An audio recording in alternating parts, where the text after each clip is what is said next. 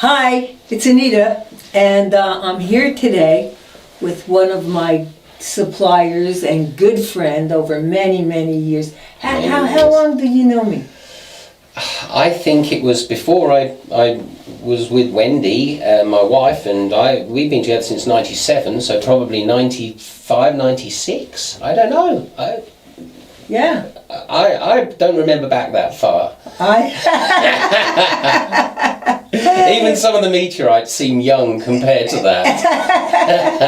Anyway, we've known each other for a lot of years, and one of the reasons that I continue to do business with you over the years, and besides the fact that you're so much fun and I love your accent. Yeah. No, it's because of your integrity. It's because I can trust you, and I can trust what you're telling me. I can trust the value. Okay, what I get from you, it's worth it. It's valuable, and the prices are always great. I don't know how you do that, but you travel a lot, don't you? Yeah, absolutely, yes. In fact, the newest country I was in was about 6 weeks ago. I was in Estonia.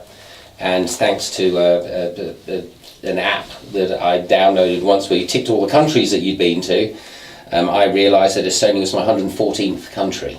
So it's not that I've been counting, but I discovered that recently. And I wish I'd known when I was going to my 100th, because I'd have probably had an extra drink. Yeah.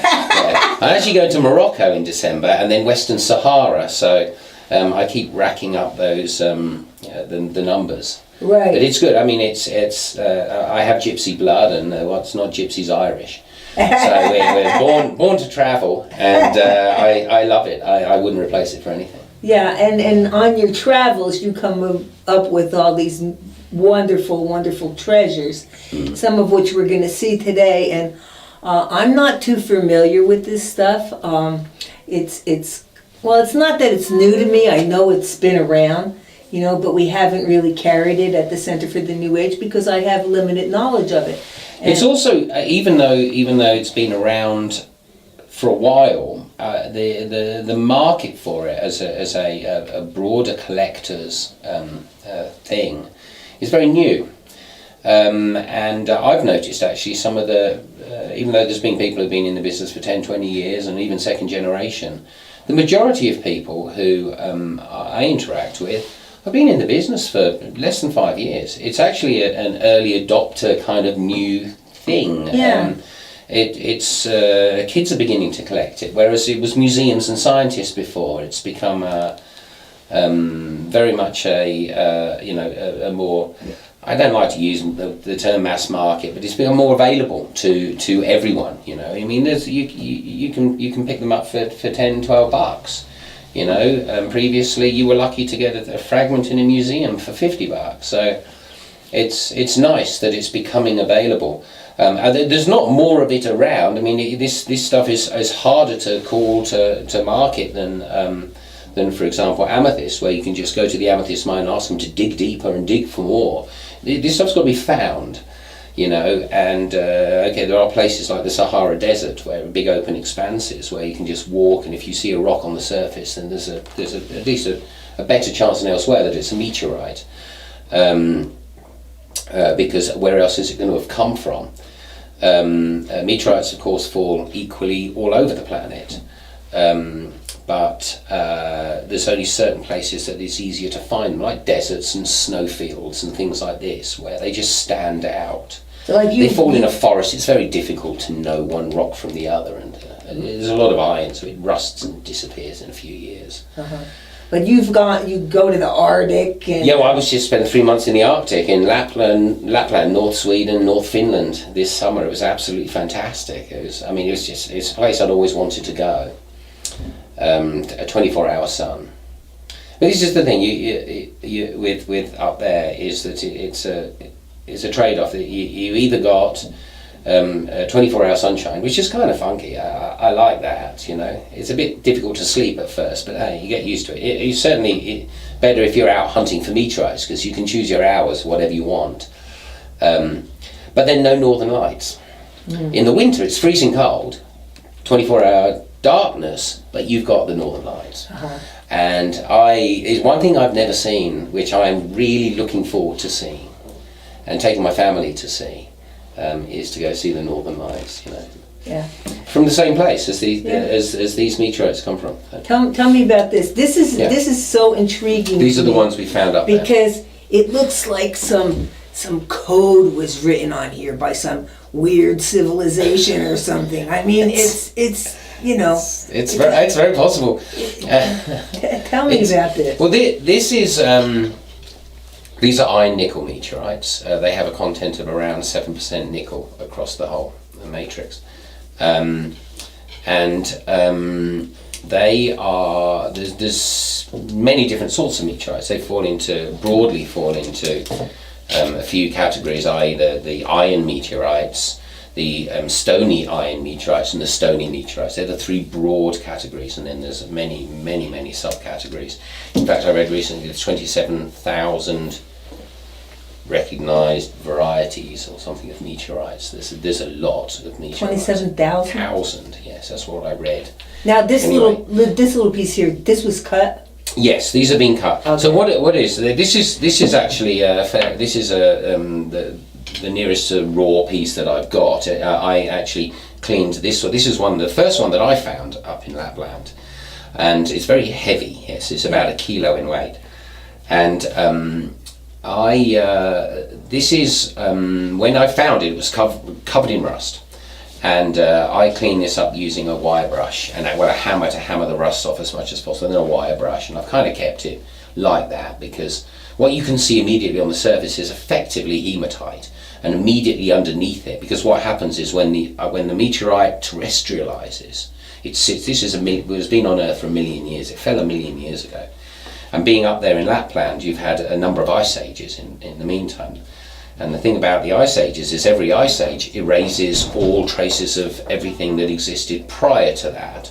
So we have no idea about really much about these meteorites, even that they're 1 million years old. It's been kind of supposed from people much cleverer than myself that 1 million years is what they think this is, but no crater. Any crater that might have existed once has been removed by the ice sheet. Then the last ice age, about 10 to 12,000 years ago, this sat under 6 kilometers, which I guess is 3.5–4 miles of ice sheet. So there you can see how strong these things are. Yeah. The integrity of them. Now, prior to them landing on Earth 1 million years ago, they'd been floating around in space for billions of years, and were actually remnants of, or actually emanate from the asteroid belt. Ah.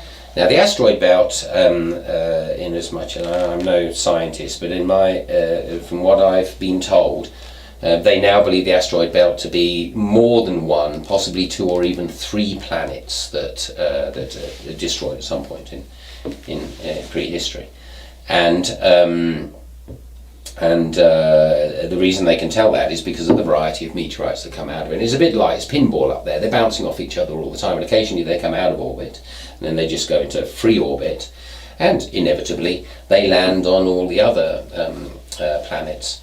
Eventually they're going to hit something. So of course we get a lot of them come from Earth. In fact, I've got a very interesting one here.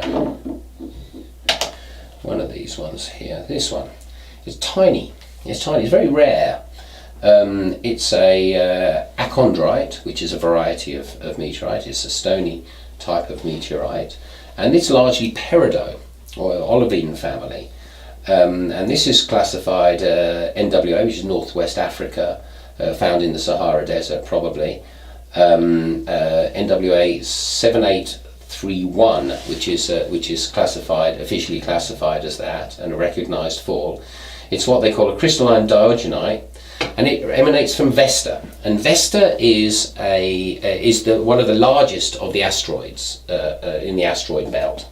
So they even know where this one's come from. And wow. and Vesta is a very I Wikipedia'd it, and is a very large asteroid. This is big enough to be a small planet, really. So this is particularly interesting piece. These are very rare. Now, seeing as we've mentioned peridot, we can talk about these ones here. These are very popular. These are called palasites. This one is from Kenya, from Suricha in Kenya, and it's a stony iron meteorite, and it's iron peppered with peridot, or at least olivines. They tend to oxidize, so they go to that brown and the yellow color, and eventually they will erode the whole way out, which is when you end up with these, what they call skeletal palasites, which are fantastic. They're very, very beautiful, very beautiful indeed. And there's a number of palasites. I have Algerian palasites, and there's Russian palasites. There's quite a few palasites here in the US as well.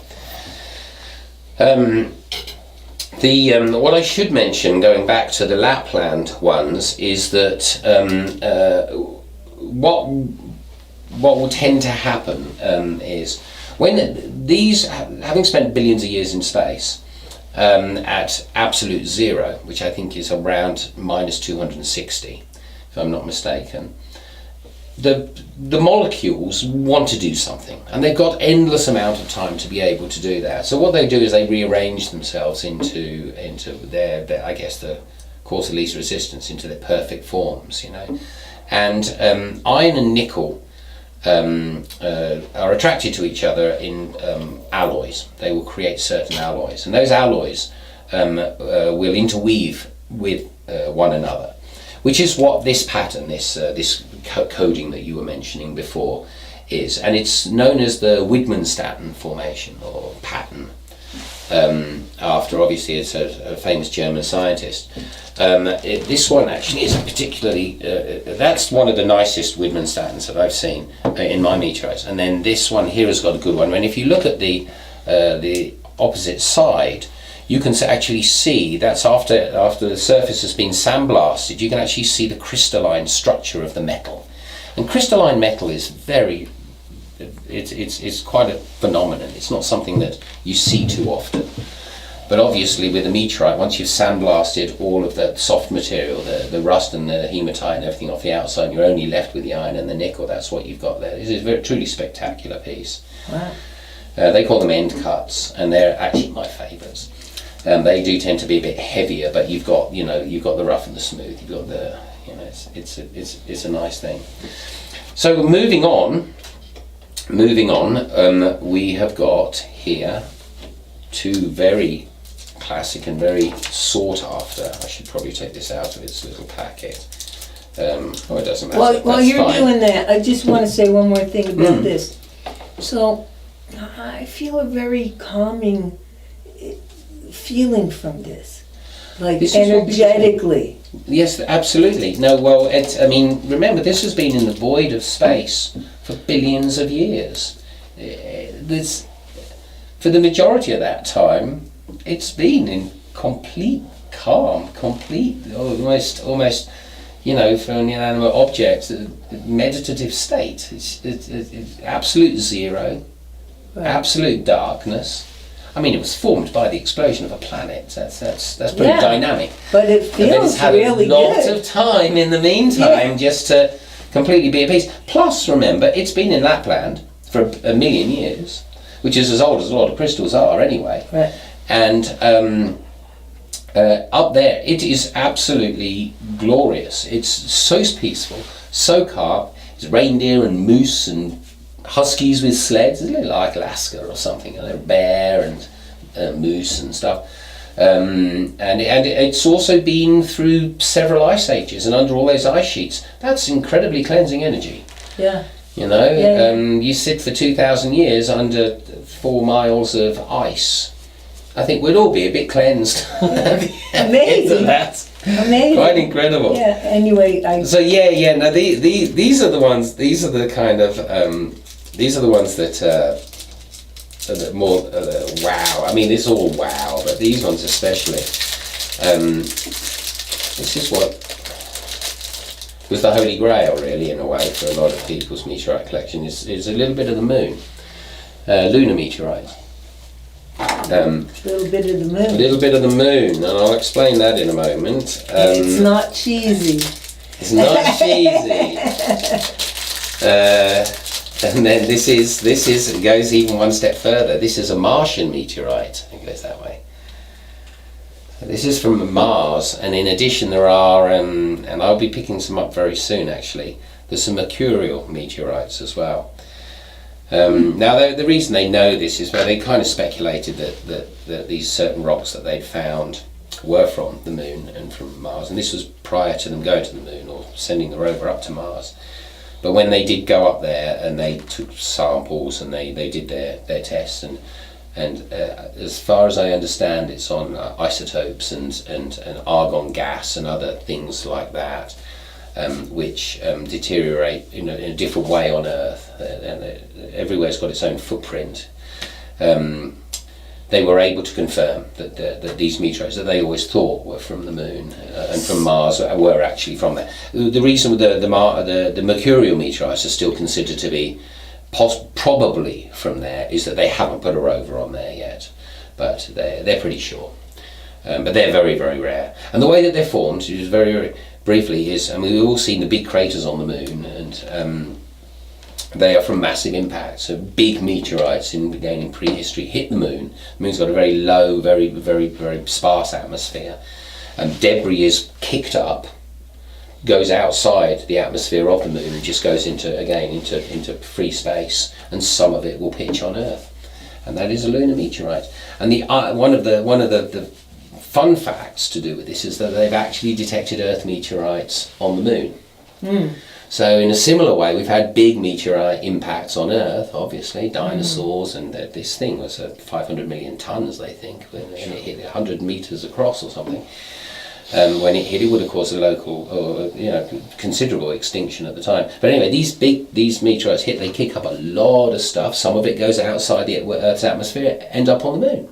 So we've actually got little bits of Earth on the moon, which are meteorites, because they didn't start on the moon. So it's an interesting field. Yeah. And I've said, what if I was to take a piece of Earth and throw it on the moon, does that make it a meteor? Well, it's not. But I don't know. I guess how does one define it? So this little tiny piece here, Yes. because it's real tiny. Yeah.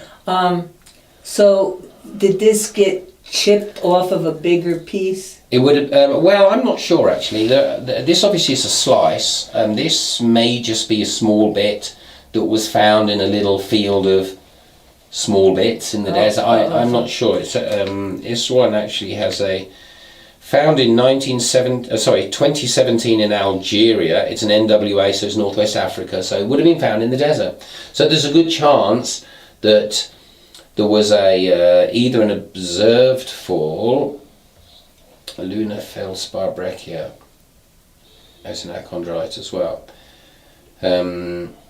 Yeah, so there's a good chance that there was a little field of these that were found, and either someone who knew that they were lunar, they would have been tested before going to market.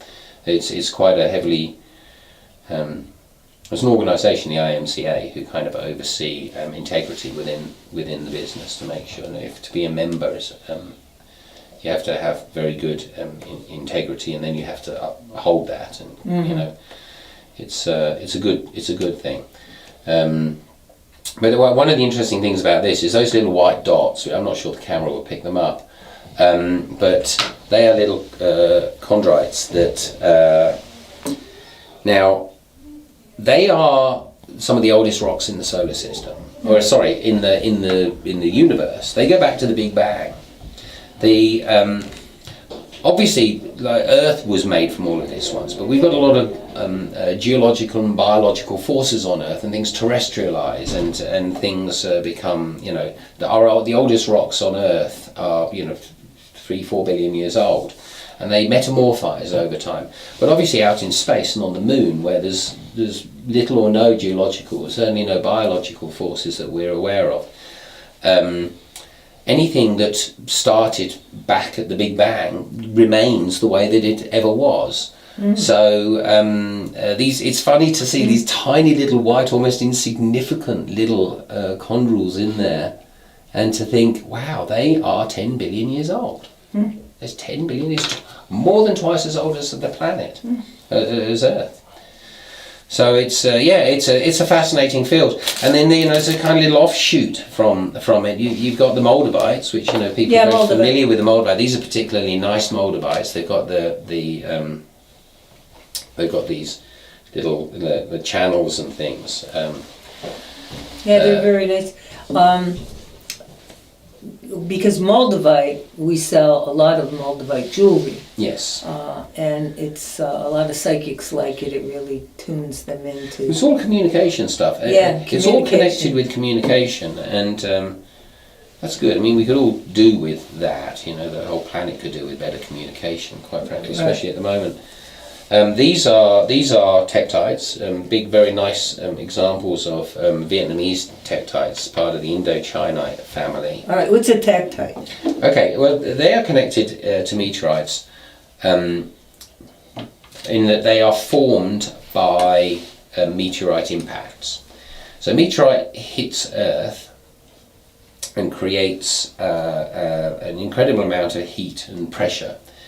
And it sends the surface of the planet where it hits into, and not every meteorite, these will be particularly big falls historically, liquefies the areas around the impact and creates a splash. So a lot of the debris. So we're looking at a largely Earth terrestrial material that is mixed in with extraterrestrial material from the meteorite. It's pulverized and it flies up into the atmosphere, where it's kind of trapped within the atmosphere, and it heats up, burns off. Most terrestrial material on the crust is quartz, which is silicon dioxide. It's quartz based. If you heat up in the atmosphere silicon dioxide, the oxygen will burn off, and what falls back to Earth is silicon, which is effectively glass. Very similar in a way to obsidian, what volcanoes do with obsidian. So it's basically a largely terrestrial glass which is mixed in with meteorite, or at least it has a nickel content, all to varying degrees because every impact's different, and so it's a lot of it's just speculation. But certainly that's, and there are tektites out there with little or no meteoric elements within them. So it's I wouldn't say it's controversial, but it's an unknown field. I mean, no one can know. So no one's been around to experience it. But the Indochinites are very plentiful. There's lots of them, but they vary from one country to the other depending on how far the material's splashed. And we've got these tiny little ones in Australia, Australites, which are they considered that particular meteorite that came in at a very, very acute or oblique angle, like a stone skipping.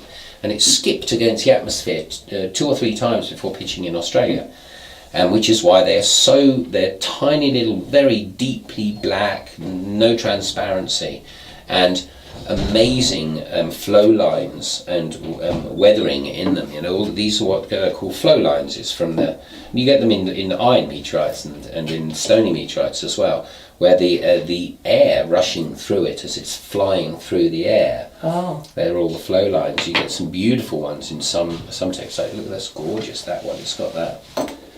So the pattern. the air did this? Yeah, as it was flying molten through the air. Wow. Yeah, fascinating. You get it in. I don't think I've got any examples right here of ones with flow lines in them, of the actual meteorites themselves. But it's it's a fascinating field, and very. I mean, people who've been in it their whole life learn continually. Every new fall. There was a fall a couple of days ago. Did you see it? It was all over Facebook. 2 nights ago, 36 hours ago in Missouri. There's people out in the woods looking for the meteorites already. Really? Yeah. It was on dash cams. Oh. It was all over. There's I'll tag you in the there was some very good posts and loads of footage and dash cams and security cameras, of course. There was that one in Chabelinsk in Siberia 5 years ago. You can buy bits of that. It was a big meteorite, and it hit a lake, and it blasted out all of the windows for about 50 miles around. And you can buy now bits of that meteorite with bits of broken glass. Would you believe it? People were holding on to because it's all part of the story that goes with it. You're paying for the meteorite, not paying for the glass. But the glass is part of the story. Right. People like stories. Right. You know, so it's, and of course observed falls tend to have greater value, monetary value, but certainly curiosity value than ancient falls. Generally speaking, if you've got a bit of footage of a meteor going through the sky, and then you've got a bit of that, a meteor is what you see. A meteorite is what you pick up off the floor. Once it hits the floor, it's a meteorite. Mm-hmm. It's a meteor when it's a shooting star. It's an asteroid before it becomes that. Then you see it, it's a meteor, and when it hits the ground, it's a meteorite. That's an important thing to take-home lesson. So yes, lots of lovely pieces. Yeah. Lots of lovely stories. And I'm fascinated with it, especially this. This is really, you know, it's like really whoa. amazing. You know, that had to be somewhere for a long time. Yeah. But, no, I've got and it's like it could be a message. You know, it could be a message from. This stuff, the good pieces go to auction on all meteorites. Really? So my one of the team that I'm in, up in Lapland, he deals in large pieces, and he's got 1 inch thick pieces like this that are kind of like that. Wow. 50, 60 kilo pieces. Yeah, they go to auction. They go to some of the biggest auction houses around the world. They are worth some big money. They are top museum pieces. Really?